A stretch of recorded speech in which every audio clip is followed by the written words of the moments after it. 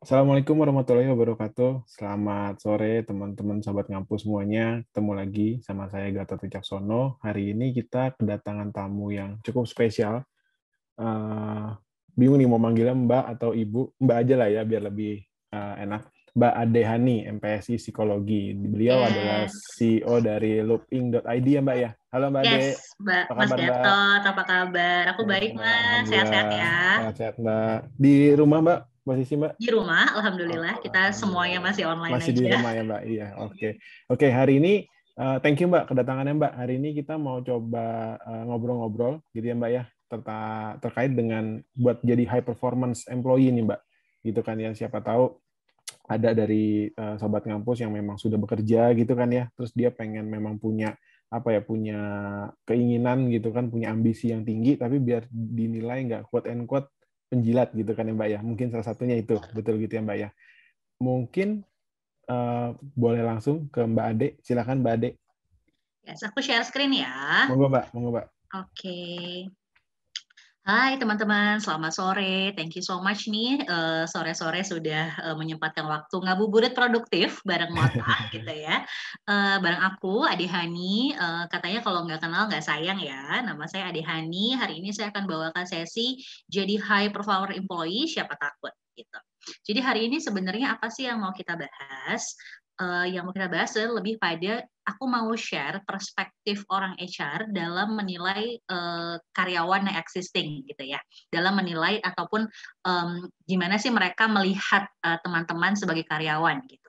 Karena menurut kami di Looping ini sangat bermanfaat sekali, terutama buat teman-teman yang masih kuliah, baru banget jadi fresh graduate, baru mau cari kerja, atau justru masih di entry level nih bekerjanya gitu. Baru-baru masuk gitu ya Mbak ya, baru-baru masuk Betul, kerja. betul. Berarti pas nih ya segmennya buat teman-teman sobat ngampus.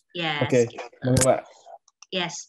Nah, kalau nggak kenal sih katanya nggak sayang nih. Saya Ade Hani, gitu ya. Pengalaman saya jadi psikolog per tahun depan saya 10 tahun masih di psikolog. Jadi Wow, udah tahun ini 9 tahun, tahun depan ya, 10 ya, tahun. ya, ya. Kerjanya di mana aja? Kerjanya jadi HR consultant yang pegang assessment dan training. Hmm.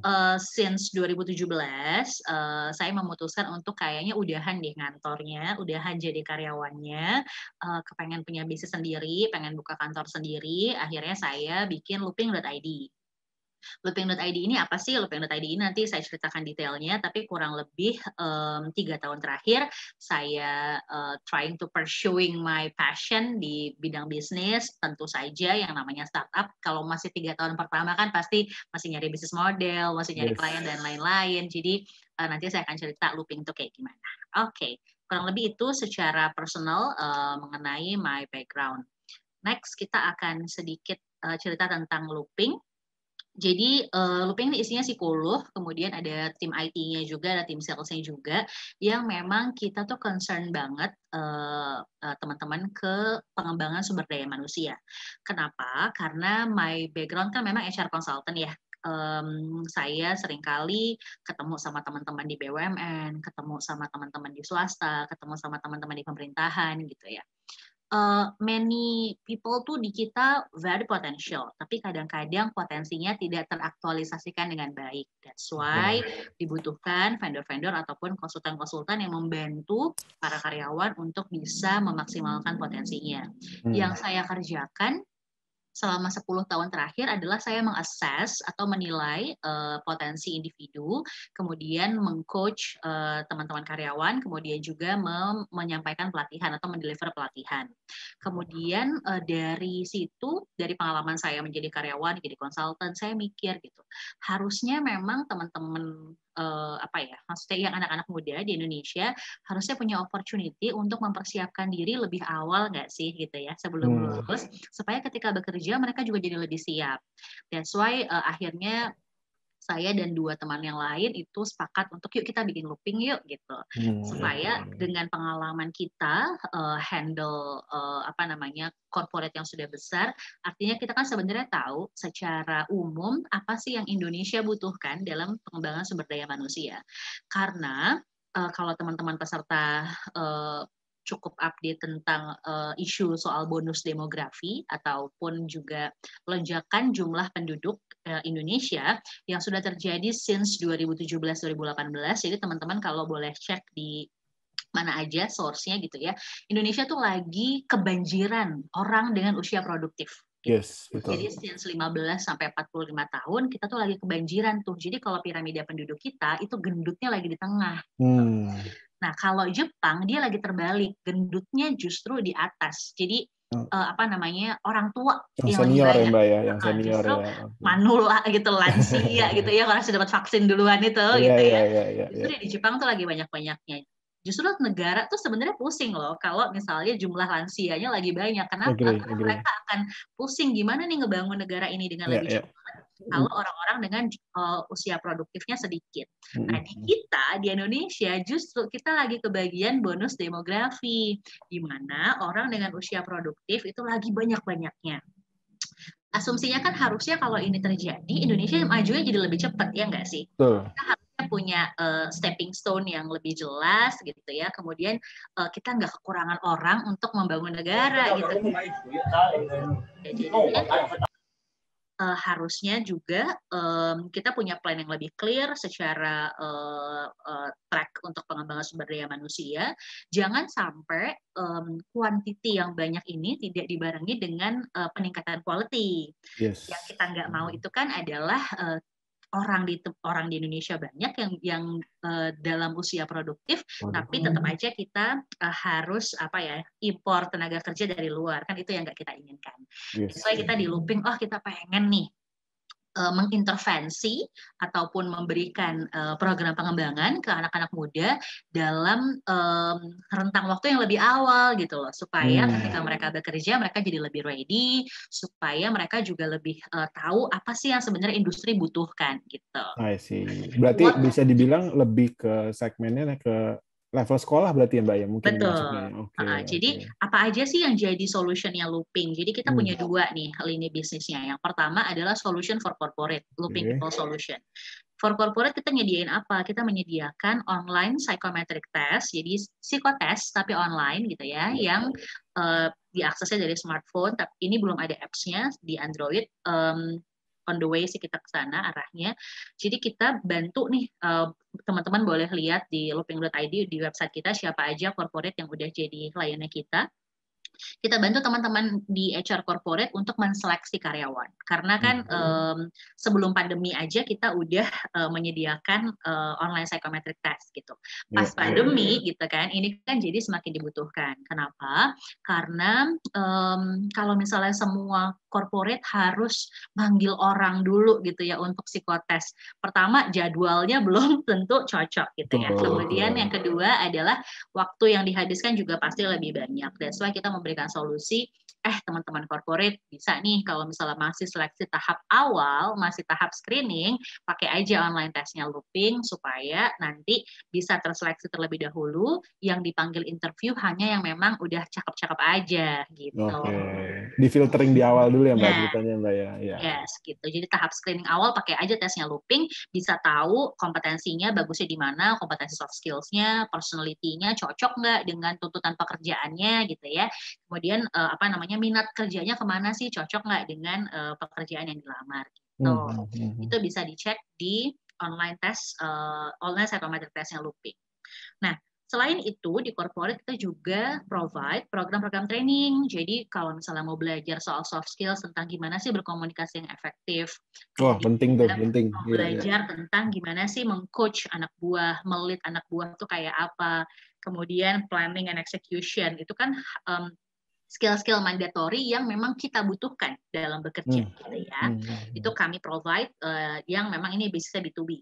Kalau corporate mau, yuk kita kasih. Nah, selain itu, kita punya looping yang edu nih, yang buat teman-teman educational institution. We help anak-anak SMP, gitu ya, start dari anak SMP nih, untuk tahu sebenarnya mereka cocoknya apa sih jurusannya di SMA, gitu. Karena banyak banget teman-teman, based on our research, gitu ya, Mas Gatot, yang milih jurusan di SMA itu cuma gara-gara teman, gitu. Atau dipaksa sama orang tua gitu ya, Mbak ya. Atau dipaksa sama orang tua. Lu kudu Atau IPA karena bapak IPA gitu. jadi stigma soal IPA lebih baik daripada IPS gitu ya. Itu tuh masih banyak ternyata di luar sana. Nah, we help teman-teman SMP ini untuk kenapa nggak coba pakai tes kita aja untuk benar-benar mengidentifikasi your potential itu sebenarnya di mana sih gitu. Teman SMP bisa next nanti habis Lebaran di bulan Mei gitu ya, kita akan launching apps di Android, jadi bisa diakses lewat apps gitu dengan harga yang sangat terjangkau. Bisa langsung psikotesis itu teman-teman SMP bisa tahu di SMA mereka cocoknya IPA atau IPS atau jangan-jangan masuk SMK gitu. Nah, yang teman-teman SMA itu bisa juga pakai alat tes kita untuk apa? Untuk cek mereka jurusan di kuliahnya cocoknya apa gitu. Jadi we expect nggak ada lagi teman-teman yang salah jurusan dalam tanda kutip gitu. Karena paling nggak enak tuh kita ngejalanin 3 atau 4 tahun kuliah di sesuatu yang nggak kita senengin gitu kan, yang ternyata nggak cocok sama passionnya kita atau nggak cocok sama minatnya kita. Dengan online psychometric testnya Looping yang membantu untuk merekomendasikan jurusan di perguruan tinggi, teman-teman di SMA itu bisa cek dulu sebenarnya yang cocok buat mereka jurusannya apa gitu. Kita kembanginnya pakai teorinya Holland Career Development Theory. Itu ada 6 tipe sih, RIASEC, RIASEC gitu, bisa teman-teman cek, itu dasar teori kita pakai itu. Nah, yang kuliah pun itu bisa juga pakai tesnya kita untuk apa? Untuk ngecek sebenarnya secara soft skills teman-teman tuh udah bagus di mana, tapi masih kurang di mana. Jadi based on riset dari banyak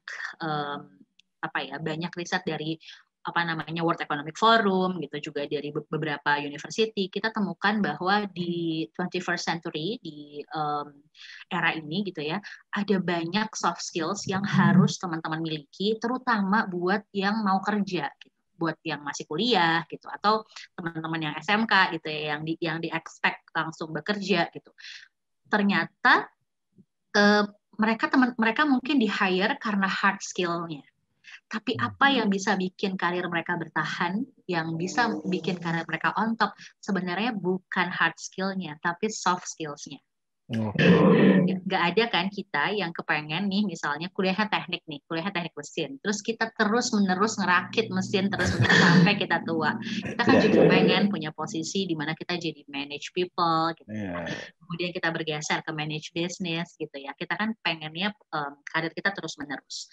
Tapi ternyata risetnya teman-teman yang Anda butuhkan untuk your career to be on top itu not only hard skills. Bahkan ketika teman-teman sudah sampai pada posisi manajerial, justru hard skill-nya jadi semakin berkurang porsinya. Ini boleh teman-teman cek di banyak teori-teori manajemen yang tahun 80-90-an gitu ya.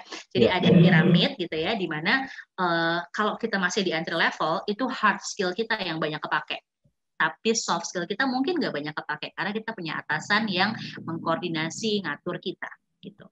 Tapi kalau semakin kita ada di middle management, makin kita ada di strategic level gitu ya, itu yang kepake teman-teman justru soft skills. Mungkin Mas Gatot as a co-founder juga pasti ngalamin bahwa direction ke orang itu jadi jauh lebih penting kita kembangkan. Kemudian bagaimana we maintain our client, kita cari lagi klien-klien baru gitu ya, we manage our business. Nah itu kan justru lebih kepake.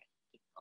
Nah yang kadang dilupakan sama teman-teman yang calon pekerja ini gitu ya, yang calon fresh graduate, lulusan SMK ataupun lulusan university, itu adalah soft skills itu juga jadi sangat penting gitu. Nah hari ini justru kita akan bahas tuh gimana caranya kita punya soft skills yang oke gitu ya, tapi kita ngerti sebenarnya yang dilihat orang-orang HR tuh apa sih ke kita. Nah, selain ke teman-teman SMP, SMA dan university, kita juga open nih buat teman-teman yang calon fresh graduate untuk pengen dong ikutan pelatihannya Looping, itu nanti juga bisa kita akomodasi seperti itu. Kurang lebih itu tentang Looping, kenalannya, tentang saya. Kemudian siapa aja klien kita, di sini udah ada. Kalau teman-teman kepengen tahu, of course kampus adalah salah satu partner kita yang sudah lama bekerja sama dengan Looping. Kemudian kita masuk aja ke materinya ya, Mas. Mbak, monggo Mbak. Yes. Oke, teman-teman. Kalau boleh tahu, boleh dong kasih tahu aku di kolom chat. Ada teman-teman nih, boleh nggak share? Sekarang nih masih kuliah, baru lulus atau gimana? Gitu. Ada yang baru lulus kuliah atau ada yang masih kuliah semester akhir atau ada yang baru mulai kerja nih, masih entry level, lagi seneng-senengnya baru dapat kerjaan gitu. Share di kolom komentar dong. Aku pengen tahu. Oh, ada yang lagi skripsi. Ada yang lagi skripsi gitu, Mbak. Oh, ada yang masih kuliah semester 2. Ini bagus. Akhir semester 2. Semester 2 udah sering ikut event-event kayak gini, menurut aku bagus banget. Karena nanti ketika lulus jauh lebih ready. Lagi nyusun proposal, lagi magang. Oh, oke. Magang tuh juga salah satu experience yang bagus banget. Kalau bisa benar-benar diambil kesempatannya untuk belajar. Nah, teman-teman, di slide ini aku mau share nih sebenarnya how corporate see you. Jadi kalau kita lihat, sebenarnya kita kan masuk kerja nih, kita on board gitu ya, dijelasin, company ini tuh bisnisnya kayak gini gitu. Yeah. Di atasan kamu adalah si A, kemudian di atasnya Pak A ada Ibu B gitu ya, di atasnya Ibu B ada Bapak C gitu ya. Selalu kita tuh lihat organisasi dalam 3 levels of management gitu ya. Jadi lower level management yang pertama itu yang paling bawah, kemudian middle level management, kemudian top level management. Nah, lower level management ini sebenarnya kan juga start dari teman-teman yang baru banget mulai gitu ya, baru banget mulai bekerja, atau justru orang yang baru banget jadi leader. Jadi kita sebutnya biasanya frontline leaders. Jadi leaders yang baru tahap pertama kali deh jadi leaders. Baru di posisi itu gitu ya Mbak ya. Betul. Baru banget punya anak buah gitu. Iya. Suka kaget kadang-kadang tuh Mbak. Nah, gitu. Justru orang-orang di level-level seperti itu tuh yang butuh banget pengembangan dari sisi leadership. Ya. Nah, ini nih sebenarnya corporate tuh melihat kita, mereka tuh akan memetakan kita tuh akan ada di mana gitu. We are in lower level management, middle level management atau top level management. Tadi aku sempat singgung ya bahwa masing-masing level of management ini punya berapa banyak kontribusi hard skills dan soft skills gitu. Okay. Jadi kalau di lower level management ini yang kepake teman-teman itu pasti hard skills. Kenapa? Karena teman-teman masih ada di level staff atau supervisor yang mostly memang pekerjaannya itu very technical. Execution ya Mbak, execution ya Mbak ya. Oke. Betul. Jadi contoh paling sederhananya adalah kalau kita bayangin nih pabrik perakitan mobil punya Astra nih gitu. Teman-teman kalau di lower level management tuh biasanya orang-orang yang memang langsung merakit assembly si mobilnya itu ya. Mobilnya gitu. Okay, Jadi your daily activities itu lebih banyak misalnya nentuin hari ini kita butuh berapa banyak spare part untuk bisa menyusun si unit ini gitu ya. Ternyata ada mesin atau ada robot-robot yang rusak gitu. Atau ternyata mesin yang ini itu udah harus masuk ke cycle maintenance misalnya gitu. Ternyata ada problem di misalnya supply chain kita. Jadi misalnya ada spare part yang nggak datang dari luar gitu karena pandemi misalnya gitu. Jadi the very technical things yang teman-teman urusin itu ada di lower level management. Teman-teman yang calon fresh graduate baru jadi fresh graduate gitu ya, teman-teman pasti akan masuk ke sini. Jarang banget yang misalnya baru fresh graduate langsung masuk ke middle level atau ke top level management, kecuali memang di bisnis Anda sendiri atau di bisnis orang tua Anda gitu.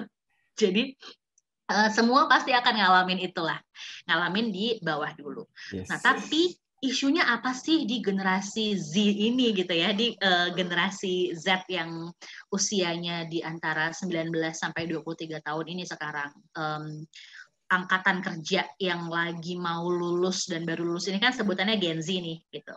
Kalau aku millennials, aku angkatannya mungkin di atas teman-teman yang ikutan hari ini gitu. Nah, generasi setelah aku itu kan Gen Z sebutannya, yes. Gitu ya, yang lahir 99 sampai 96 sampai dengan 2005 gitu. Nah, isunya apa yang terjadi? Ternyata masing-masing generation nih punya isu yang beda-beda nih teman-teman gitu. Masih ingat nggak sih kemarin-kemarin tuh kita sempet rame di sosial media ngebahas tentang ada lulusan salah satu universitas negeri terkenal yang nggak mau kerja kalau nggak dapat gaji 8 juta. Ingat nggak sih? Itu Yes, sempat yes. viral banget tuh. Ada yang ingat nggak? Itu sempat viral banget. Jadi gak mau lah gue digaji kurang dari itu karena kan lulusan gue kalau Universitas A gitu kan. iya viral tuh, ada yang bilang iya viral Min di Twitter gitu. Iya kan? Jadi nggak mau kalau misalnya gajinya kurang dari segitu gitu ya.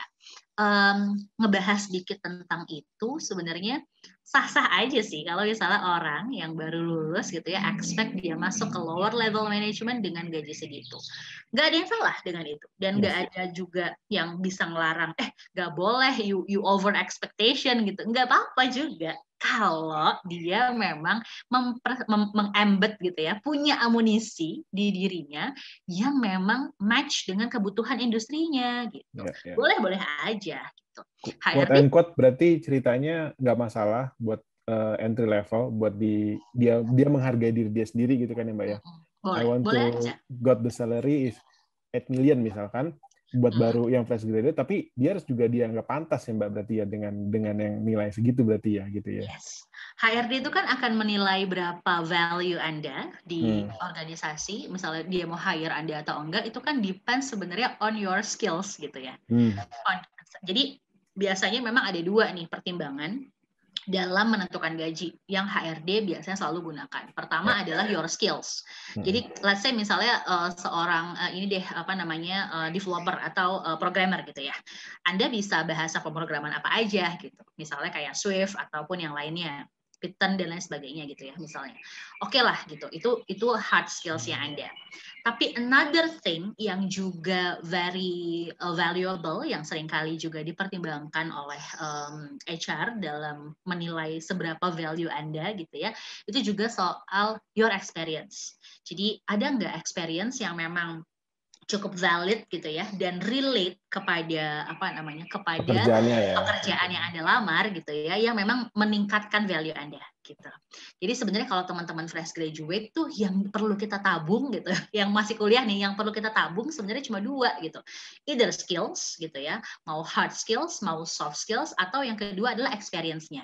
Kenapa experience ini jadi sesuatu yang sangat valuable? Karena your hands-on experience terhadap problem gitu ya, terhadap project, terhadap klien, customer, punya pengalaman punya atasan, pengalaman bekerja di dalam tim, itu memang sangat-sangat dihargai.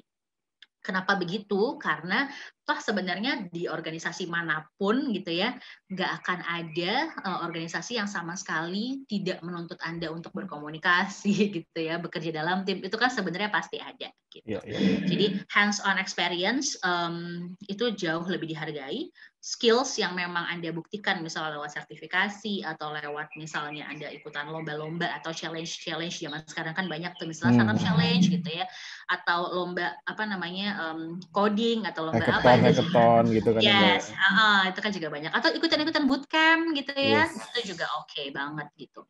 Nah, itu tuh yang perlu ditabung. Jadi fokus your time, your energy gitu ya kalau masih kuliah untuk isi deh amunisi itu. Kenapa? Karena justru di masa pandemi ini Anda kan punya banyak waktu sebenarnya ya. Kita kan nggak kehabisan waktu di jalan. Kita nggak kehabisan waktu di jalan pas pergi, kita nggak kehabisan waktu di jalan pas pulang gitu. Jadi kalau bisa sih amunisi yang seperti itu dimanfaatkan gitu ya untuk kita isi sebanyak mungkin sebelum kita beneran lulus dari university atau dari SMK gitu. Nah itu sih. Apakah sah kalau misalnya we expect amount of money gitu ya terhadap diri kita? Oke, boleh banget gitu. Tapi jangan lupa sebenarnya secara global nih sering banget setiap tahun konsultan HR yang fokus on salary survey itu pasti ngeluarin report salary survey. Jadi nanti aku bisa kirimin linknya ke teman-teman sih. Kelly Service ataupun dari yang lain itu sangat bisa kita jadikan acuan. kita boleh menghargai diri kita sendiri berapa dengan amount of money yang sekian, itu boleh. Tapi please juga make sure kita cek ke benchmarknya gitu. Kita juga cek ke sebenarnya untuk pekerjaan yang sejenis ini tuh secara global tuh berapa sih. Nah kadang-kadang itu juga ada tuh report-report yang Indonesia version gitu. Yang versi Indonesia biasanya dibagi based on industrinya apa. Let's say misalnya farmasi untuk level junior manager sales. Nah itu biasanya udah ada juga berapanya. Jadi jangan lupa teman-teman dicek dulu salary survey-nya untuk posisi yang kita inginkan gitu ya, based on salary survey. Cek aja di internet tuh udah pasti ada gitu ya. Kemudian juga tadi isi amunisi teman-teman pakai skills dan pakai experience gitu. Nah, balik lagi ke slide-nya nih, ke piramid ini. Lower level management tadi aku bilang kan yang kebanyakan yang kepake kan hard skills daripada soft skills gitu. Nah, tapi makin nanti teman-teman jalanin di organisasi gitu ya, ketika teman-teman masuk ke middle level management, kalau saya boleh kasih tahu, middle level management is hell gitu. Jadi bagian tersulit Anda dalam karir sebenarnya adalah ketika Anda sampai ke middle level management. Kenapa? Karena disitulah, di tahap itulah, di fase itulah, your hard skills, both your hard skill and soft skills, itu dibutuhkan sama banyaknya. Gitu. Tapi kalau Anda bisa melewati si middle level management itu dengan bagus, biasanya ketika Anda masuk ke top level management, yang which is sebenarnya butuhnya adalah mostly soft skills, gitu. Mungkin Anda nggak lagi pegang tuh, misalnya kalau kita bayangin tadi si pabrik perakitan mobil Astra gitu ya, kalau ada di lower level management, tadi kita bahas, Anda lebih banyak ngurusin spare part-nya ada apa enggak, gitu. Kemudian mungkin Anda lebih banyak ngurusin kira-kira hari ini ada mesin yang maintenance yang perlu di-maintain apa enggak, gitu. Kalau Anda di middle level management, Anda harus mengkoordinasikan sekian banyak engineer gitu ya, gimana mereka bisa bekerja dengan lebih produktif. Gimana waktu yang mereka habiskan itu bisa langsung berimpact terhadap produktivitas organisasi. Bagaimana misalnya perhitungan tentang impact ke bisnisnya apa sih kalau kita membeli mesin yang baru, misalnya seperti itu. Itu udah mix tuh antara people skill, technical skill, business skills gitu. Jadi middle level management is the most complicated job sebenarnya. Kenapa? Karena yang di atas Anda, si top level management ini kan tinggal nentuin direction-nya. Bisnisnya ke kanan, bisnisnya ke kiri gitu. Tren kita sekarang begini, tren kita sekarang begitu. Nah, the middle level management ini adalah yang harus mentranslate the vision yang dibikin sama si top level management, the direction yang udah ditentuin sama top level management, yang harus menerjemahkan itu si middle level management supaya si vision itu nyampe, visinya nyampe, misinya nyampe, untuk bisa diterjemahkan ke teman-teman lower level management. Gitu. Jadi kalau ditanya perjalanan karir Anda nih yang belum pada lulus, yang masih nyari kerjaan, ingat guys gitu, keterima kerja di satu organisasi itu bukan titik ujung, bukan titik akhir gitu ya. Tapi justru adalah awal dari segalanya, di mana you need to improve yourself again and again gitu. Jadi jangan punya mindset kalau udah selesai kuliah tuh belajarnya jadinya selesai. Udah selesai gitu ya. Pasti belum selesai. Kenapa? Karena to be on top of your career itu adalah pembelajaran yang nggak akan pernah berhenti gitu. Ada istilah lifelong learning gitu, pembelajaran sepanjang hayat gitu. Nggak akan ada kita berhenti tahapan belajarnya. Karena kalau kita pelajarin tadi the complexity of three level management ini, pasti tentu saja makin ke atas akan makin kompleks. Tapi tentu saja kan Anda udah nggak ngurusin hard skill lagi kalau makin ke atas gitu. Betul. In top level management tentunya lebih susah lagi. Kenapa? Karena Anda harus berpikir jauh lebih advance lagi, karena Anda harus predik nih bisnis akan 5 tahun, 10 tahun ke depan lagi mau dibawa kemana gitu. Jadi nggak ngurusin lagi hal-hal yang operasional, tapi yang Anda urusin justru makin abstrak gitu. Mungkin Mas Gatot ngerasain as a co-founder gitu, yang kita urusin itu justru makin abstrak gitu. Kelihatannya nggak ada kerjaan, Mbak. Kelihatannya nggak ada kerjaan, tapi pusing kan. Nah, di kepala kita tuh kayaknya nggak berhenti mikir gitu. Kita bisa tidur, tapi kayaknya kok di kepala kita rame gitu. Di kepala kita tuh rame aja, banyak banget urusan-urusan yang kayaknya abis ini apa lagi, abis ini apa lagi. Sometimes saya kalau ditanya sama temen gitu kan, kerjaan lu apa gitu kan, kerjaan gue nggak ada, tapi tanggung jawab gue gede. Nah, itu dia gitu kan. Karena kita jadi tumpuan untuk menentukan nasib banyak orang di bawah kita, Betul. gitu kan. Banyak yang kita lokomotifnya gitu kan ya Mbak ya. Di belakang Mm-mm. tuh kalau kita mau kemana ya ngikutnya tuh ya masuk jurang ya Yes. udah semuanya masuk jurang kan gitu kan kasarnya kan gitu. Yes. Ya. Sometimes people say that top level management is the loneliest job. Jadi pekerjaan yang paling lonely itu sebenarnya jadi top level management gitu. Ya. Kenapa? Karena mungkin nobody understand us gitu. Jadi banyak yang tidak mengerti tentang visi kita. Ya namanya vision kan pasti buat banyak orang abstrak dong Mas. Betul. Gitu. Betul. Buat banyak orang juga kita nggak ngerti kenapa nih arahnya ke sana. Gitu. What to understand dari teman-teman yang masih fresh graduate adalah dalam hal ini kadang kita mungkin nggak ngerti si atasan kita kepengennya apa gitu ya. Kadang kita mungkin nggak ngerti kenapa atasan kita nyuruh A, nyuruh B, nyuruh C. But trust me bahwa sebenarnya udah ada dari atas gitu ya arahannya apa. Kemudian our boss yang mungkin middle level management itu trying so hard untuk menerjemahkannya, yang mana kita nih, yang teman-teman fresh graduate atau entry level itu adalah yang bertugas untuk menjalankan operasionalnya sehari-hari. Gitu. Yang kadang juga misunderstanding dari teman-teman Gen Z yang baru lulus ini adalah they don't want to do something yang sangat-sangat terlalu monoton gitu di operasional.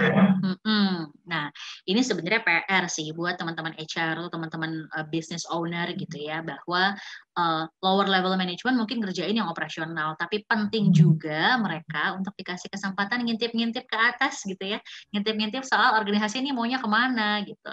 Atau kalau secara teori yang paling gampang buat diaplikasikan oleh business owner ataupun atasan, mungkin ada teman-teman yang udah jadi leader di sini pesertanya gitu ya. Please make sure kita selalu jelasin ke teman-teman Gen Z ini, ke teman-teman entry level ini tentang the impact of the job. Jadi penting tuh misalnya kerja di ngampus nih, kita nih bantuin loh teman-teman mahasiswa untuk bisa dapat perspektif tentang pekerjaan. Kita udah berkontribusi at least dalam satu kali sesi ngotak gitu. 50 orang itu punya perspektif baru tentang bagaimana HR melihat karyawan. Jadi penting tuh buat teman-teman yang udah jadi atasan gitu, udah memimpin tim untuk ngasih tahu bahwa why we do this, why we do all of the daily activities. Why the organization ini kepengennya begini.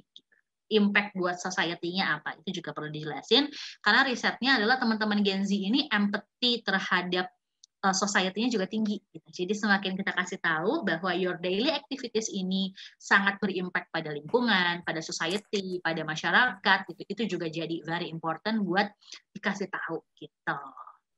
Nah, itu sih slide ini sih lebih pengen ngasih tahu ke teman-teman bahwa this is how the corporate see you gitu ya.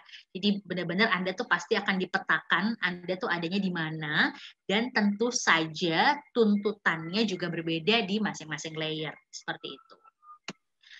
Next, kita masuk ke piramida yang lain. Nah, ternyata teman-teman, tadi kan ada 3 level ya. Kalau kita mau gedein lagi, ternyata ada 6 level gitu ya. Nah, 6 level ini, kalau kita bedain mulai dari CEO, presidir gitu ya. Kemudian di bawahnya ada senior manager, ada middle manager, ada first line supervisor, kemudian ada yang level yang lebih operasional lagi gitu. Nah, ternyata masing-masing level, tadi kan aku bahas, dibahas soal ada yang lebih banyak hard skill, ada lebih banyak soft skills. Soft skills-nya sendiri sebenarnya, atau hard skill-nya sendiri, itu di masing-masing level itu juga beda-beda gitu. Ini emphasize-nya adalah lebih kepada, this is the why dalam your career journey itu we need to learn again and again. Gitu. Kenapa? Karena tiap kita masuk ke another level gitu, ada another requirement. Betul. Beda lagi challenging-nya. Yes. Jadi kalau kita nih kadang-kadang kan yang baru-baru kerja gitu ya, gila bos gue nuntut gue A, B, C, D.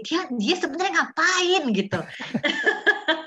Kan sering banget tuh obrolan-obrolan di pantry atau obrolan-obrolan di kantin atau obrolan-obrolan di grup WhatsApp yang gak ada atasan kita gitu ya. Kadang-kadang kan kita sering banget tuh ngobrol tentang kok dia nyuruh gue ABCD ya, bukan ini harusnya dia yang ngerjain gitu ya. Terus dia kerjanya ngapain kan gitu kan. Nah, gitu kan. Hey guys gitu ya, teman-teman yang baru kerja gitu.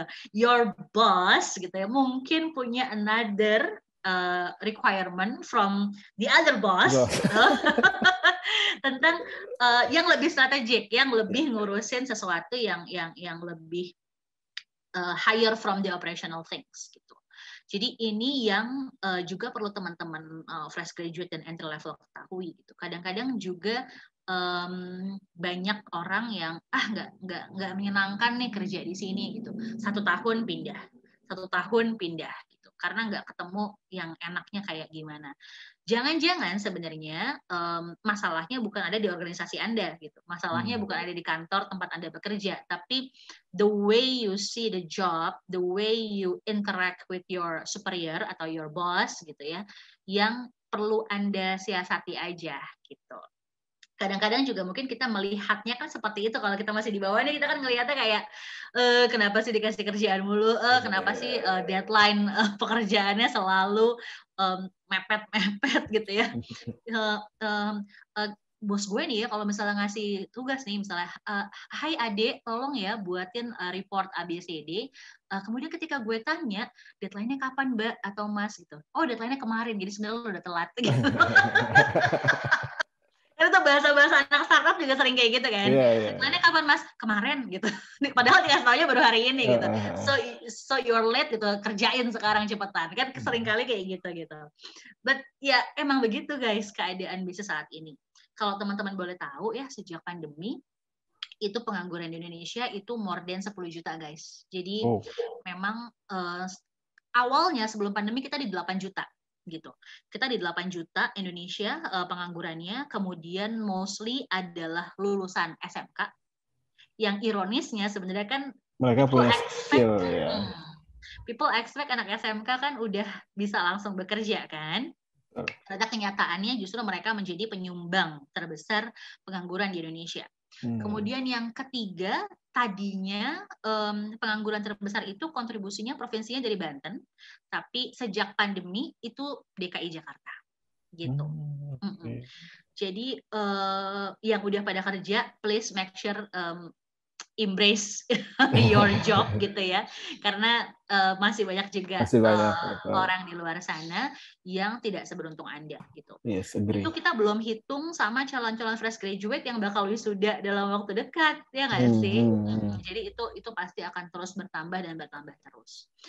Tapi kalau di Looping kan kita memang rutin tuh bikin kelas, bikin CV, kelas ngadepin interview, kelas latihan interview langsung simulasi sama tim interviewernya Looping gitu. Kemudian kita juga sering banget ngasih ke teman-teman fresh graduate kelas-kelas tentang startup tuh kayak apa, corporate tuh kayak apa bedanya gitu. Itu sering sekali. Jadi make sure teman-teman juga ikutin kelas-kelas yang kayak gitu supaya rasanya kita punya strategi lah ya melamar pekerjaan gitu. Mau masuk kemana nih gitu ya Mbak ya, rasanya udah tahu gitu.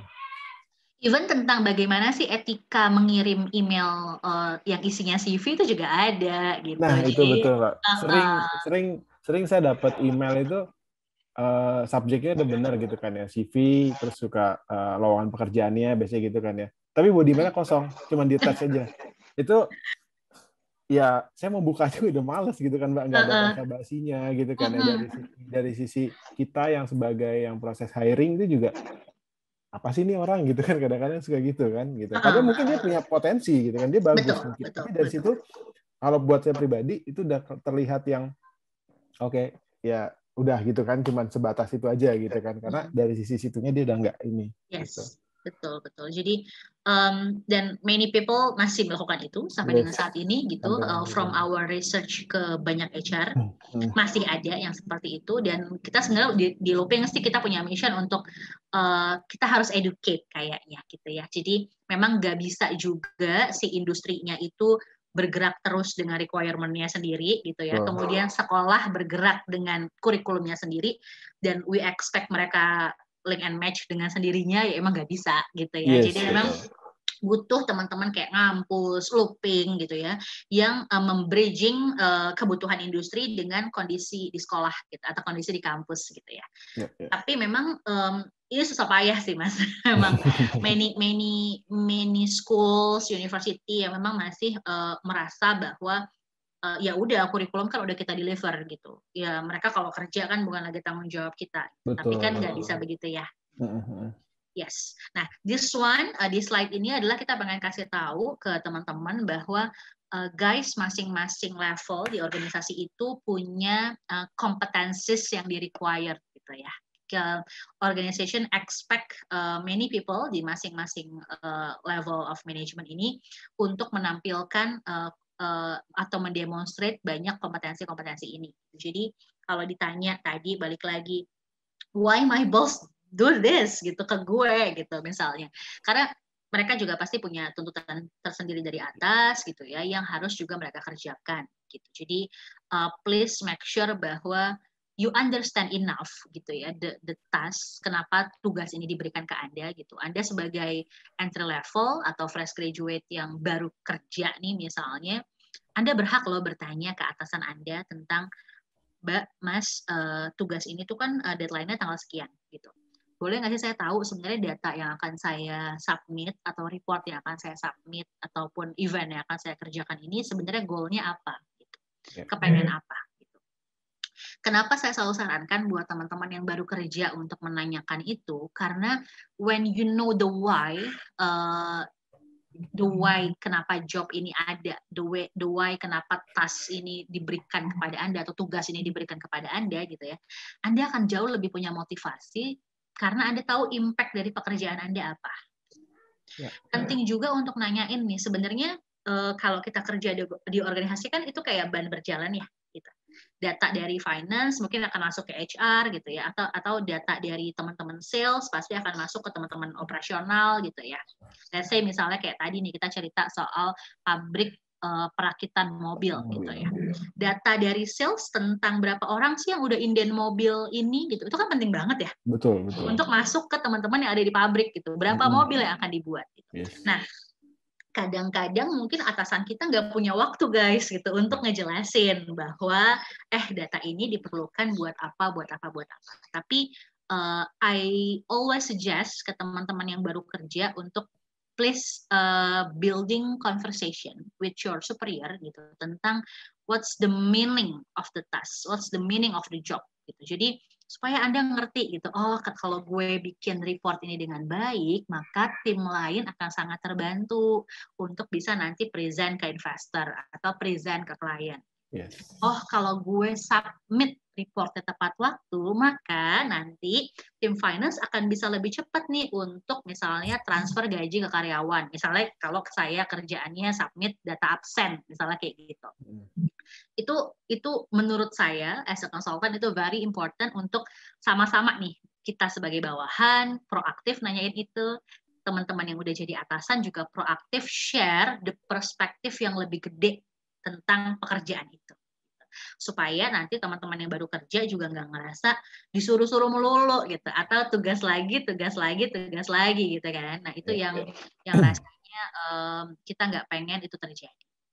But sorry Mbak, potong Mbak. I think kadang-kadang mungkin masih ada ya Mbak corporate yang kebetulan mau di ngampus ataupun di organisasi yang satunya lagi, saya selalu nerapin itu psychological safety. Jadi tim saya itu mau ngomong apapun ke saya open gitu. Jadi dan saya juga bisa share apapun ke teman-teman gitu kan ya, supaya mereka tahu goals-nya saya tuh ini loh gitu kan. Mereka juga biar sama-sama goals-nya bareng gitu. Nah, sometimes ada corporate yang quote and quote yang udah lama gitu kan ya berdirinya, mereka kadang-kadang tuh saya suka ngobrol sama teman-teman itu yang wah gue mau ngomong sama bos gue juga gimana gitu kan, rada ini gitu kan.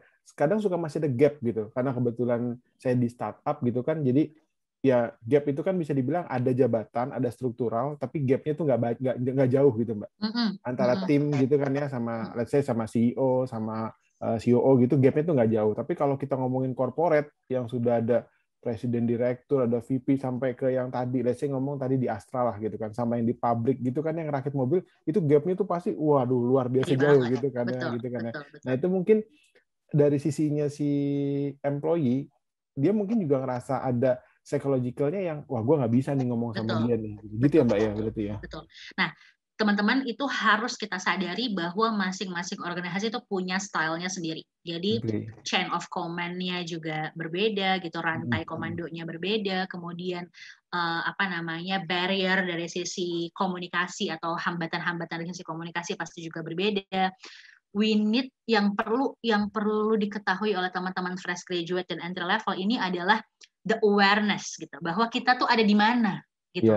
When you are on board di satu bank plat merah gitu ya, bank BUMN gitu ya, ya don't expect bahwa atasan Anda akan ngobrol sama Anda dengan gaya atasan-atasan di startup gitu.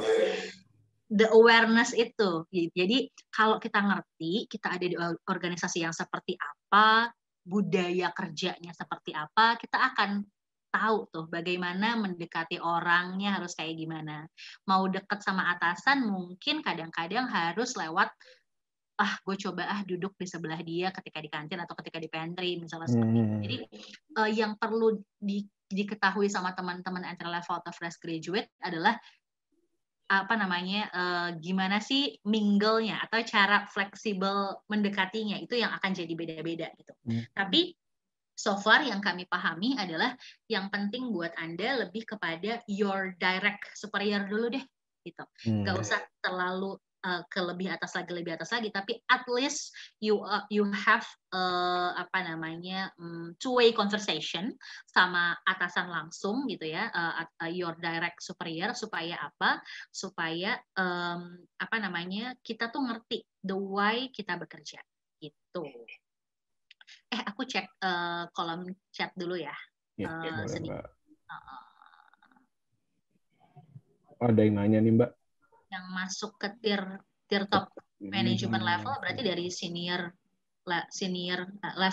manager sampai si level ya.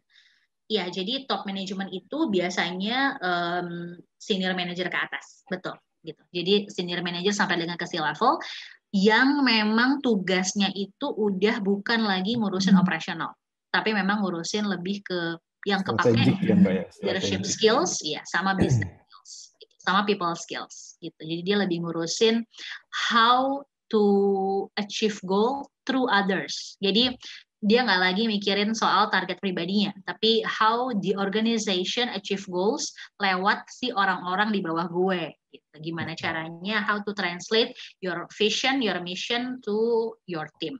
Gitu. Iya benar. Jadi bertanya tentang tugas kita kenapa harus begini gitu ya. Kemudian apa impact-nya buat unit lain gitu ya. Apa impact-nya buat organisasi itu juga penting. Enggak juga jadi kelihatan bodoh, benar kata Mimin gitu ya. Pede aja. Jadi semakin kita nanya sebenarnya kenapa tugasnya seperti ini dan kenapa reportnya mungkin harus seperti ini dibuatnya gitu ya. Itu juga menurut aku sih sangat penting buat teman-teman fresh graduate supaya apa? Supaya kita juga dapat perspektif yang lebih luas gitu.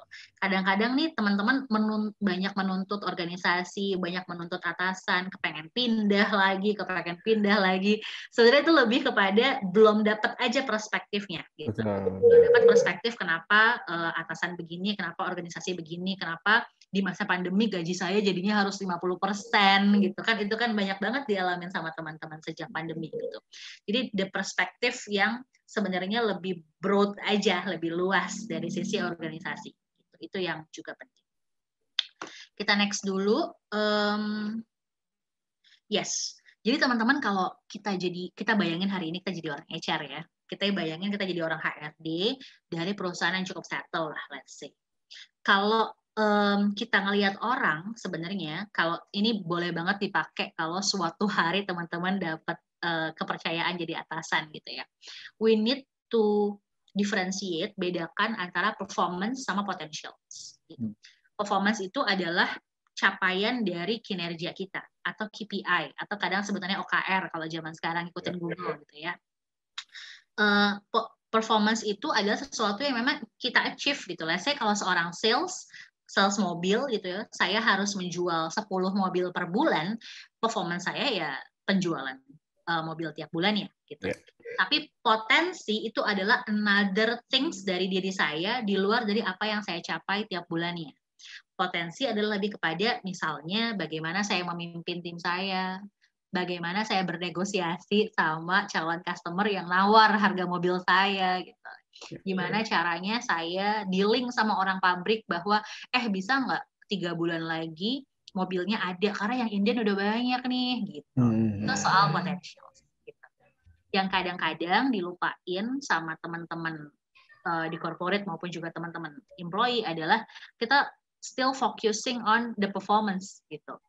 Yang penting misalnya kalau orang finance, yang penting laporan keuangan selesai tepat waktu gitu. That's very important teman-teman. Tapi juga jangan lupa perusahaan sebenarnya melihat Anda tidak hanya dari performance tapi juga dari potentials. Nah, kalau kita cek di grafik yang ini nih guys, jadi ada sumbu yang X, datar tuh X kan ya, udah lupa. Sumbu X itu kan performance kalau kita lihat, yang berdiri gitu ya, itu potentials gitu.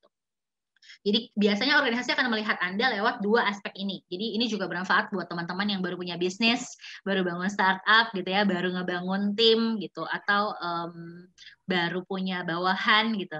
Please coba aja deh map atau petakan your subordinate, anak buah Anda ke dalam peta ini. Siapa sih yang paling bagus performance-nya atau di pojok kanan atas tuh? Siapa yang performance-nya paling bagus gitu ya, tapi juga secara potensi buat jadi leader di masa depan gitu juga bagus gitu. Orang-orang yang beruntung sebenarnya menurut saya adalah orang-orang yang ada di pojok kanan atas gitu ya. Performance-nya bagus, kemudian juga potensinya bagus. Tapi kan itu mungkin kalau riset bilang gitu ya, itu hanya krimnya atau 10% dari populasi gitu. Jadi if you are not really good in potential or performance, tenang, Anda nggak sendirian gitu. Yang ada di pojok kanan atas tuh biasanya di satu organisasi paling hanya 5-10% gitu. Nah, sisanya ini adalah ya orang-orang yang beragam, ada yang high potential tapi performance-nya jelek, itu biasanya ketemunya di orang-orang yang sebenarnya pintar sih dia, tapi kenapa selama ini targetnya nggak pernah achieve ya? Atau ada yang dia kan lulusan dari universitas yang bagus gitu, kenapa ya kok kemarin-kemarin nih disuruh bikin event gitu ya, kok kayaknya tuh nggak cocok-cocok sama timnya gitu.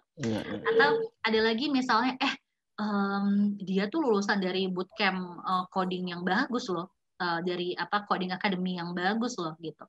Tapi kenapa ketika ada fitur baru yang mau kita bikin, kok dia nggak cocok nih sama si product manajernya, atau nggak bisa match, nggak ketemu nih maunya user apa gitu ya, tapi yang dia bikin tuh apa nih di codingnya, nggak ketemu gitu.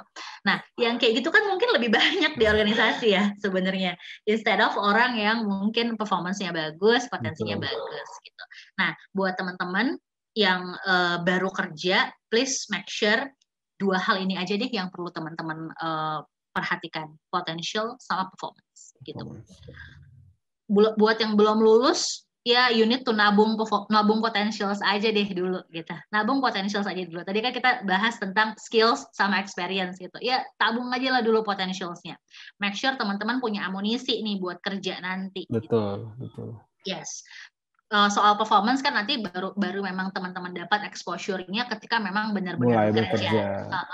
Jadi please nih yang calon-calon fresh graduate atau baru fresh graduate, ketika Anda on board di satu organisasi, please make sure Anda tanya target kinerjanya apa, KPI-nya apa gitu. Supaya apa? Supaya si atasan sama si bawahan ini punya ekspektasi yang clear tentang harusnya saya performnya tuh kayak gimana gitu. Jadi kadang-kadang apa sih yang bikin teman-teman Gen Z nggak betah di satu organisasi gitu ya, setahun pindah, because nggak ada clear, nggak ada ekspektasi yang clear tentang performance yang di-expect sama atasan dan organisasi itu kayak apa gitu. Dan Anda sebagai calon pekerja atau yang baru kerja itu berhak banget nanya gitu ke atasan Anda. Oke, saya di sini sebagai misalnya community coordinator gitu. Petugas saya adalah nyari komunitas, ngembangin komunitas itu misalnya untuk jadi calon-calon customer kita di nantinya misalnya gitu ya. Jadi deketin community tugasnya misalnya gitu. Tapi kan pasti harusnya ada target nih, ada berapa komunitas yang harus dideketin tiap bulan. Ada berapa komunitas yang harus kita create eventnya tiap bulan.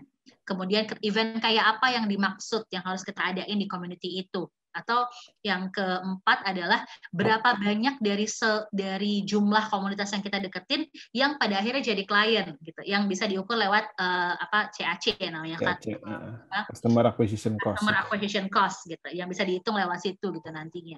Jadi make sure teman-teman tuh sebaiknya nanya gitu, targetnya apa sih, berapa banyak kalau mau dikuantifikasikan.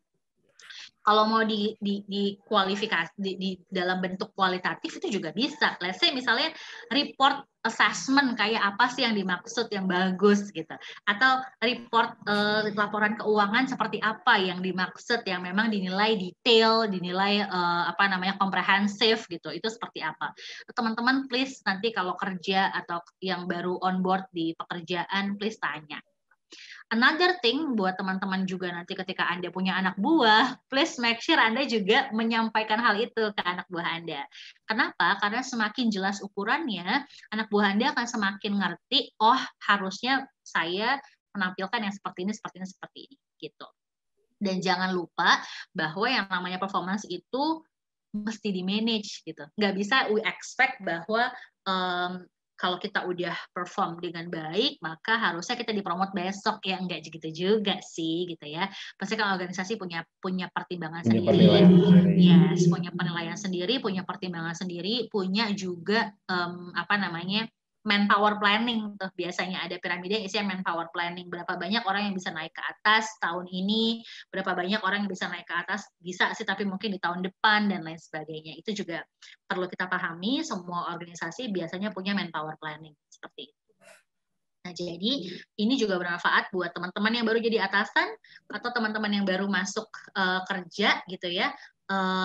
Please make sure your potential juga harus di-develop, your performance juga mesti kencang, gitu. Kita masuk ke slide berikutnya. Tadi, kira-kira kalau di kantor Anda masuk ke kategori yang mana nih? Di chat box tolong dikasih tahu dong, gitu. Kira-kira Anda ada di posisi mana nih? High performer, high potentials gitu ya. Low performance, high potentials itu disebutnya diamond in the rough gitu ya. Jadi sebenarnya dia diamond, cuma belum diasah gitu. Jadi belum kelihatan dari sisi performance-nya gitu. Padahal sebenarnya orangnya pinter, luwes gitu, bagus, ide-idenya banyak. Cuma jangan-jangan kesempatannya yang belum dikasih gitu. Jadi sebutannya memang diamond in the rough.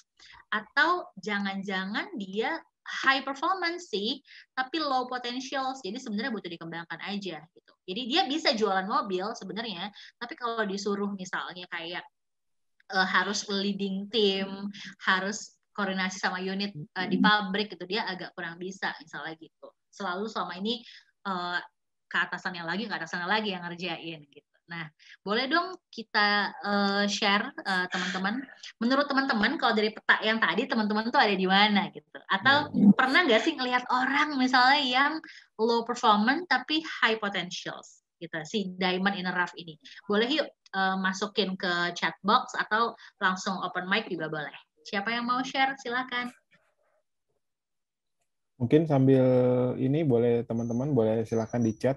Teman-teman masuk ke kategori mana? Mungkin sambil lanjut kali ya, Mbak. Nanti takutnya waktunya takutnya keburu teman-teman buka puasa nanti. Oke.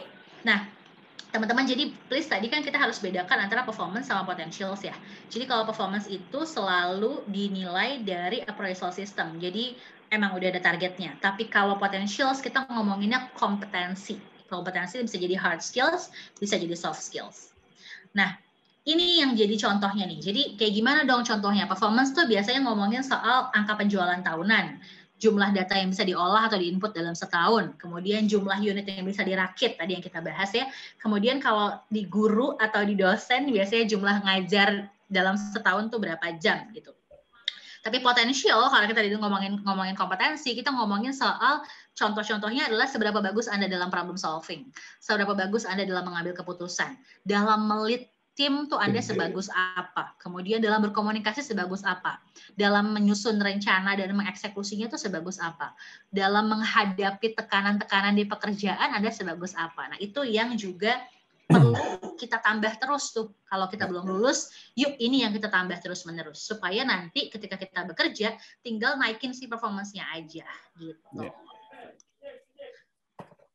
Jadi kalau Anda di entry level, yang harus di-develop duluan yang mana? Dua-duanya pasti gitu ya. Tapi seharusnya sebelum Anda masuk ke entry level, sebelum Anda lulus, please tabunglah kemampuan dalam problem solving, decision making dan lain-lain sebagainya di potensial ini supaya apa? Supaya Anda tuh kelihatan gitu punya potensi gitu. Tinggal nanti di performance Anda tinggal make sure ada clear understanding soal targetnya seperti apa gitu ya. Dan Anda should keluarkan effort sebesar-besarnya untuk mencapai performance yang diharapkan. Gitu. Sorry Mbak, di slide yang tadi, I think di yang potensial itu buat teman-teman yang baru lulus, pengalaman saya kita bisa dapat di organisasi ya Mbak. Is that correct Mbak? Betul, betul. Himpunan, jadi kita bisa banget gitu ya. Dapat di organisasi, gitu ya. di BEM atau di himpunan gitu ya. Kenapa sih kita mesti banyak ikutan organisasi? Karena kalau di organisasi itu kita akan ketemu tuh ngadepin orang-orang yang sulit gitu. Ngadepin teman-teman yang kepengennya kelihatan kerja tapi padahal nggak kerja beneran. Betul. Atau harus ngambil keputusan kira-kira satu proposalnya kita kirim kemana ya gitu. Atau ngambil keputusan juga tentang gimana nih kalau event ini rugi gitu misalnya, nggak sesuai sama ekspektasi. Leading team udah pasti kita bisa dapat dari organisasi. Communication apalagi karena kita mimpin meeting ataupun kita harus present ke dosen ataupun ke sponsor gitu. Planning execution udah pasti bisa dapat dari kita harus nyusun rencana event ini kayak apa, eksekusinya bagaimana. Stress tolerance juga udah pasti dapat setidaknya dari membagi waktu antara kuliah dan organisasi seperti itu. Yes. Oke, mungkin sambil jalan buat teman-teman kalau misalkan ada pertanyaan boleh langsung di kolom chat. Nanti kita masuk ke sesi tanya jawab setelah ini. Mau Mbak, silakan Mbak lanjut Mbak. Yes, next ternyata risetnya teman-teman ini menyenangkan sih sebenarnya risetnya. Jadi dari Harvard Business Review sih bilang bahwa 93% high potential itu lebih cepat dipromosikan. Jadi berita baiknya adalah walaupun performance Anda mungkin biasa aja gitu ya, tapi ternyata banyak organisasi yang lebih menilai ke potensi Anda. Jadi misalnya pun penjualan gue nggak gitu bagus nih gitu, tapi ternyata the way Anda handle klien yang sulit itu bagus gitu misalnya. The way Anda communicate itu bagus, the way Anda melit tim itu bagus. Ternyata risetnya adalah HRD atau organisasi itu jauh lebih consider your potential instead of your performance gitu. Jadi Anda boleh mungkin bisa ngejual mobil sebanyak-banyaknya if you are a sales gitu ya. Tapi kalau Anda jelek dalam ngelit tim Anda gitu, Anda nggak bagus ketika Anda menghadapi keluhan pelanggan Anda gitu, itu sangat jadi pertimbangan bahwa mungkin Anda akan dipromosi lebih lama gitu. Jadi 93% sih bilang bahwa high potential tuh dipromot lebih cepat daripada yang enggak. Gitu. Ya, ini sebenarnya actually kejadian sih Mbak di saya Mbak. Posisinya itu saya sempat mau di hijack ke salah satu company corporate gitu ya. Ada satu orang yang udah mau dinaikin ke posisi level manajerial, cuman nggak dinaik-naikin. Dia bilang kalau saya mau join, posisi itu punya lu. Orang ini nggak ada salahnya, nggak ada kerjanya bagus, cuman dia buat memanage tim itu nggak bisa. Nah. Itu share dari salah satu bosnya lah waktu itu ngobrol ke saya gitu. Cuman kebetulan waktu itu belum berjodoh karena satu dan lain hal, makanya tetap masih di sini jadinya gitu, Mbak. Dan ini real case pengalaman berarti. Yes, betul. Jadi memang what to do adalah satu tadi understand your KPI or OKR. Jadi target kinerjanya sebenarnya apa? Jangan malu nanya, jangan malu klarifikasi. Kemudian yang harus juga dilakukan yang kedua adalah manage superior expectation. Jadi kalau misalnya memang kita merasa bos gue mintanya besok tapi kayaknya kita juga nggak bisa, kita harus manage ekspektasi dia bahwa bos kan saya udah bilang nih bahwa hari ini saya akan harus nganterin orang tua saya ke rumah sakit gitu. If you ngasihnya sekarang baru banget ngasih, I think aku baru bisa selesaikannya jam 7 malam gitu. Jadi do not hesitate untuk ngasih tahu bahwa bisanya jam segini. Jadi di manage gitu ekspektasi atasannya. Yeah. Gitu. Kemudian jangan lupa terus enhance your potential. Jadi tadi jangan pernah berhenti belajar. Kenapa? Karena makin kita naik level, ternyata tuntutannya makin beda gitu ya. Jadi harus terus-menerus belajar lagi dan belajar lagi. Jadi kalau menurut teman-teman, mungkin nggak sih kita mencapai performance kita tanpa kompetensi? Rasanya nggak mungkin ya. Jadi orang yang biasanya jualannya bagus, pasti biasanya juga punya kemampuan negosiasi yang bagus. Bisa jadi sih orang bisa jualannya bagus karena network-nya bagus. Yes. Bisa aja, tapi biasanya memang berjalan beriringan. Gitu. Nah, jadi apa yang mesti dilakukan?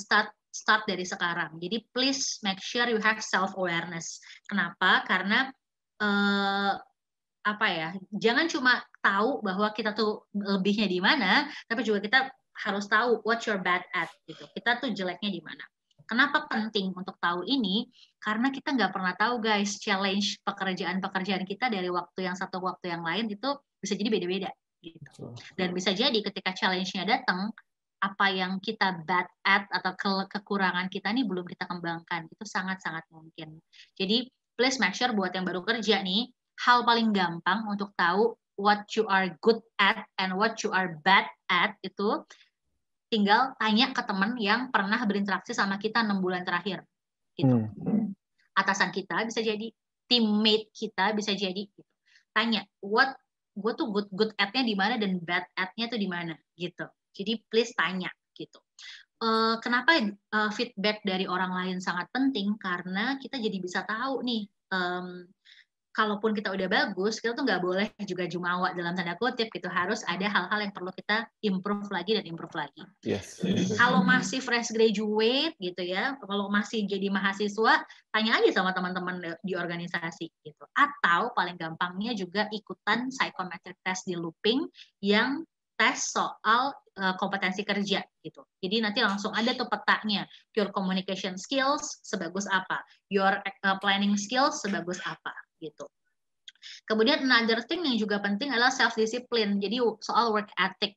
Jadi extend your attitude juga sih as well. Gitu karena istilahnya ya kalau LinkedIn bilangnya nih, people get hired karena hard skills, tapi get fired itu karena soft skills. Iya nggak sih? Gitu. Jadi kita mungkin di hire karena kita jago coding gitu awal-awal gitu. Tapi bisa jadi kita di fired gitu karena kita jelek banget dalam manage team. Atau kita jelek banget ketika menghandle emosi kita gitu. Gak bisa kontrol emosi kita. Itu sangat mungkin, dan itu saya rasa Mas Gatot juga tahu bahwa itu sudah banyak terjadi di banyak organisasi gitu ya. Jadi please make sure yang baru lulus, yang baru jadi mahasiswa gitu, ningkatin your coding skills penting, ningkatin your hard skill itu penting, tapi ningkatin your soft skills itu juga harus beriringan gitu. Nah, satu lagi, sayangi diri Anda harus suka sama diri Anda bagaimanapun gitu ya, karena dengan begitu Anda jadi mau invest ke your physical and mental health gitu ya.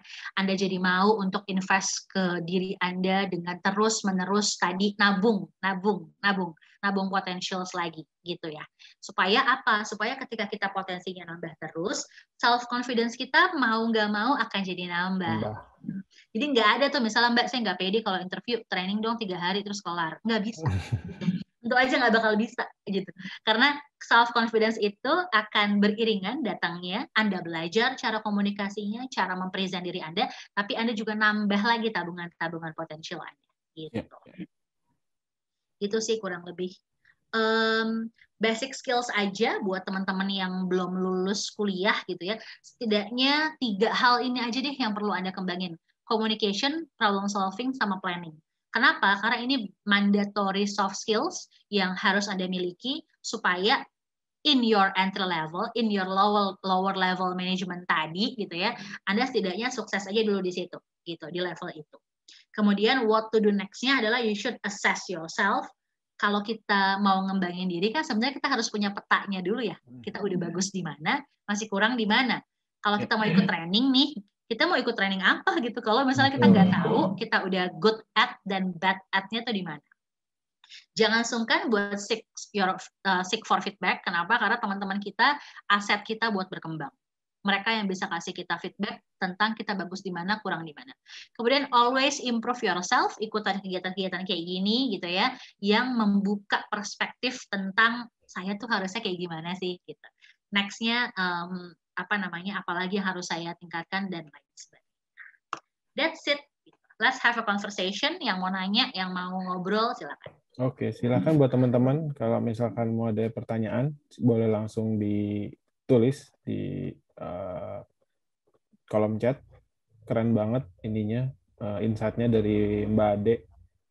I think banyak yang ini sih Mbak, banyak yang relate sama kejadian saya sehari-hari ya Mbak. Karena ya contohnya tadi jago gitu kan ya ngodingnya gitu kan. Ini salah satu cerita dari teman saya. Harusnya dia di-hire sama salah satu perusahaan gede itu di China. Cuman karena dia tipikalnya adalah nggak bisa kerja sama tim, itu company-nya nolak, nggak jadi gitu. Tapi secara hard skill-nya nggak lolos, dia bagus nilainya gitu kan. Tapi pas ngobrol gitu kan, cara dia nge-lead tim, cara dia problem solving, ya buat dirinya sendiri, dia nggak mikirin orang lain, ya udah itu nggak lolos. Itu salah satu lost opportunity yang dia bilang dia menyesal gitu karena itu gitu. Yes. By research sih memang many tech people tuh perlu di-develop dari sisi people skill. Betul. Yes, betul. That's why we help Apple Academy, Apple Academy di Jakarta, Surabaya, dan Batam untuk sebelum mereka lulus coding akademinya, teman-teman di akademi itu udah harus dapat training dari kita, dari Looping gitu tentang how to deal with interview, ngirim CV, kemudian sampai belajar soft skills juga gitu. Ya. Betul. Oke. Bener sih, banyak banget yang case-nya itu adalah karena soft skill gitu kan ya. Itu yang ngebantu gitu dan tadi yang dari sisi potensial yang tadi sempat saya cerita, saya juga ngedapetin itu karena dulu pengalaman organisasi waktu di S1 gitu. Waktu di S1 pengalaman organisasi itu yang saya banyak dapetin. Mulai dari komunikasi terutama. Komunikasi mulai dari nge-lead tim gitu kan, walaupun cuman seumuran gitu kan, yang cuman nggak ada quote and quote nggak ada gajinya segala macam gitu kan, tapi udah mulai belajar lu ini kelihatan begitu, cuman impact-nya ternyata saya baru rasain sekarang gitu loh Mbak.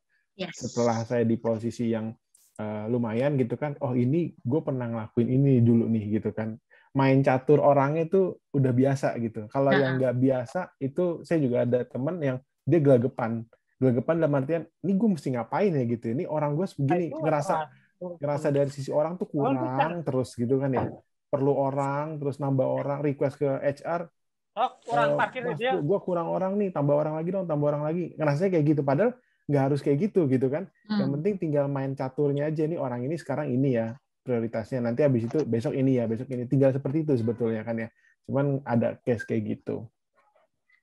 Oke, ini ada pertanyaan nih Ini Mas.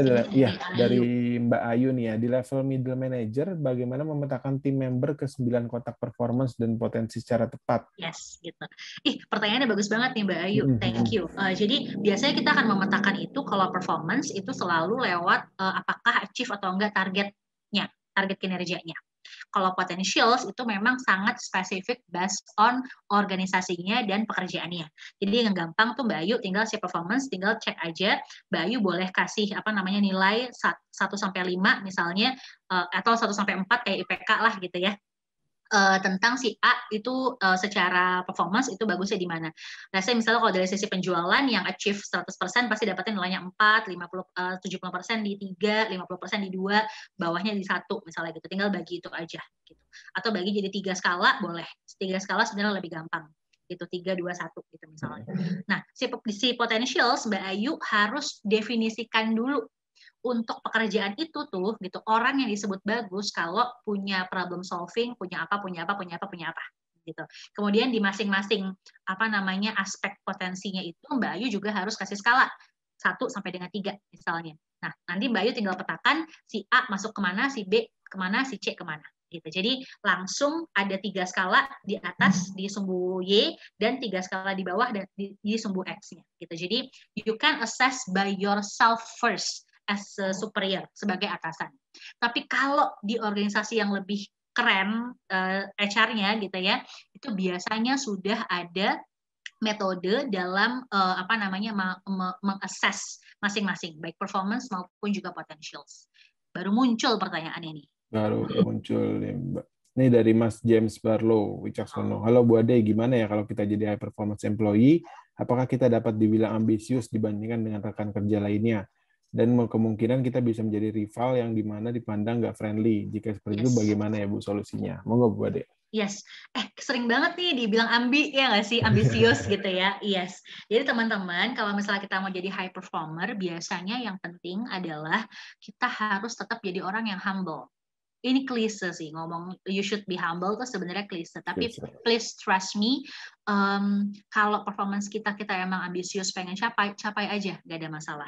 Tapi please jangan lupa kita tuh punya teammate, kita punya atasan. Jangan lupa tuh misalnya jangan gara-gara kita ngejar target sales kita atau target pekerjaan kita jadi jarang nongkrong di pantry atau jarang ngerokok bareng sama teman-teman di tempat parkir gitu. Itu please ritualnya jangan hilang. Karena saya pernah ngalamin, saya terlalu fokus sama target pekerjaan, pada akhirnya nggak banyak orang yang senang temenan sama saya. Saya sadari itu, untung saya menyadarinya cepat gitu ya. Jadi I think, berarti kalaupun misalnya saya kerja terus, saya tetap harus ikut nih misalnya after office hour ngopi-ngopi. Ngobrol-ngobrol gitu ya, chit-chat sebentar gitu. Lunchtime ke Starbucks bareng yuk jalan kaki misalnya di Mega Kuningan gitu. Itu pernah banget saya ngalamin itu. Jadi please make sure bahwa ritual-ritual barengnya itu jangan sampai hilang gitu. Supaya apa? Supaya kita tetap jadi orang yang humble gitu. Dan please jangan juga terlalu ikutan itu, tapi kelihatan menjilatnya gitu loh, ngerti nggak? Jadi kemampuan untuk menjadi orang yang disukai itu nggak harus juga caranya dengan cara harus misalnya terus-menerus memuji atasan gitu, atau seperti kelihatan saya aja pak gitu, jangan juga seperti itu. Tapi please satu-satu gitu, kayak orang ngasih umpan gitu ya, satu keluarin kemudian satu lagi, atau kita ngerasa di kepala kita ide banyak banget nih, saya pengen banget ngomong ke atasan saya harusnya unit kita bla bla bla bla bla. Banyak orang kan yang terlalu banyak ide gitu ya. Kalau pernah nonton di Netflix ada Emily in Paris gitu ya, orang yang terlalu banyak ide tuh kayak Emily tuh gitu. Jadi benar-benar nonton aja di Netflix kayak gimana. Orang yang ambi tuh ya kayak Emily in Paris gitu. Nah, tapi kan Emily in Paris salahnya apa? Dia mengabaikan soal culture organisasi. Dia mengabaikan soal budaya kerja. Yes, yang seharusnya dia pahami dengan baik gitu. Jadi kalau kita mau bikin anak buah kita kerja, kita harus paham budaya kerja dia kayak apa. Mereka senangnya kerja sampai malam atau senangnya pulang tepat waktu, habis itu hangout gitu. Itu yang harus juga kita pahami. Gitu. Thank you. Thank you Mbak. Ini ada lagi Mbak dari Mas Muhammad Adityan. Sore mau tanya dong, bagaimana caranya beradaptasi di tim kerja yang dimana saya only pria, selebihnya wanita. Dan di mana tim kerja wanita secara umurnya di atas saya. Terkadang kesulitan dari komunikasi, quote and quote, nggak enakan, Mbak. Iya, jadi kalau kan ada istilah perempuan selalu benar ya Mas. Dan kalau bos juga selalu benar. Jadi kalau bos ada perempuan, emang kelar hidup kita. Nggak juga sih. Jadi sebenarnya gini, kalau kondisinya adalah Anda bekerja di pekerjaan yang female dominated,